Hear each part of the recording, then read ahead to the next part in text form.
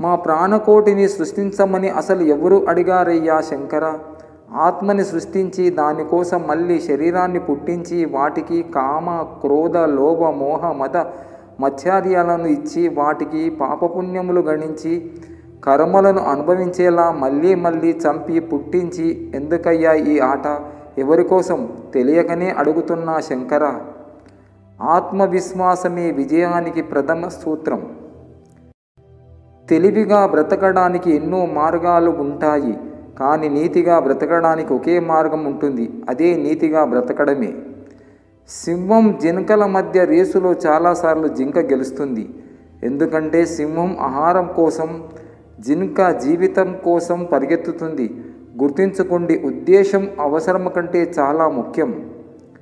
చదువురాని వాడికి పుస్తకం ఇచ్చినా, మనసు లేని వాడికి ప్రేమను పంచినా రెండూ వ్యర్థమే. ఎందుకంటే ఒకరు పుస్తకములోని బొమ్మలు చూస్తారే తప్ప అందులోని విషయాన్ని చదవలేడు. ఇంకొకరు మనిషి యొక్క ఆకారం చూస్తారే తప్ప తనలోని ప్రేమను గ్రహించలేరు. నీవు చేసే పని నీ అంతరాత్మకు సమాధానము చెప్పుకోగలిగితే చాలు. అందరికీ నచ్చేటట్టు చేయాలంటే దానికి నీ జీవితం సరిపోదు. మనం మాట్లాడే ప్రతి పలుకు ప్రేమతో ఉండాలి.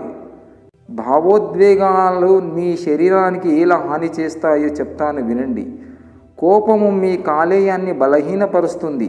శోకం మీ ఊపిరితిత్తులను బలహీనపరుస్తుంది.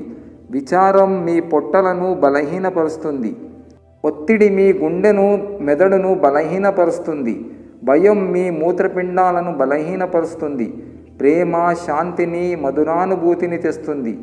మీ శరీరాన్ని, మెదడును బలంగా చేస్తుంది. నువ్వు ఒత్తిడిని తగ్గిస్తూ చిరునవ్వు ఆనందాన్ని పంచుతుంది. ఎవరు ఎంత హేళన చేసినా నీవు తొందరపడకు.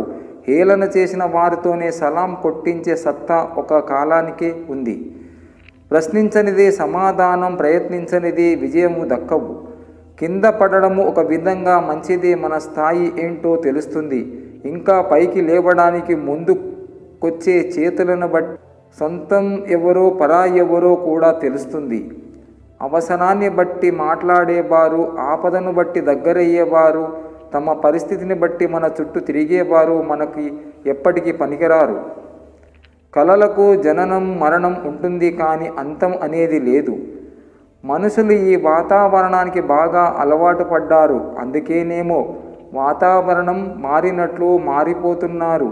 ఉదయం ఉన్నట్లు సాయంత్రం ఉండరు, సాయంత్రం ఉన్నట్లు రాత్రి ఉండరు, మొత్తానికి ఈరోజు ఉన్నట్లు రేపు ఉండరు. మనం కోరుకున్న బంధం కంటే మనల్ని కోరి వచ్చిన బంధం చాలా గొప్పది. కాలం ఎప్పుడు ఒకేలా ఉండదు. తల పొగరుతో తిరిగిన వాడిని తలదించుకునేలా చేస్తుంది. తలదించుకుని బ్రతికిన వాడికి ధైర్యంగా బ్రతికేలా చేస్తుంది. నవ్విన వాడిని ఏడిపిస్తుంది, ఏడ్చిన వాడిని నవ్వేలా చేస్తుంది.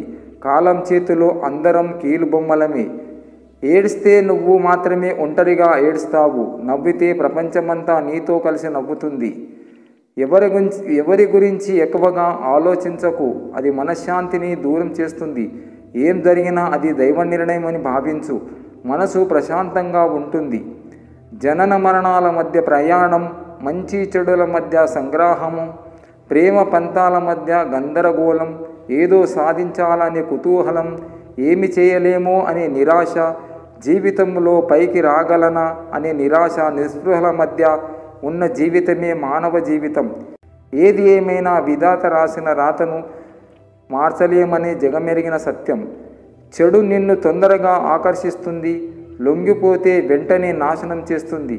కానీ మంచి నీకు నిదానంగా అర్థమైన నిన్ను గొప్పవాడిని చేస్తుంది. నీ తల్లిదండ్రికి వృద్ధాపములో హీన పరిస్థితి రానివ్వకండి. ఎందుకంటే రేపు మనం కూడా ముసలివాళ్ళం అవుతాము.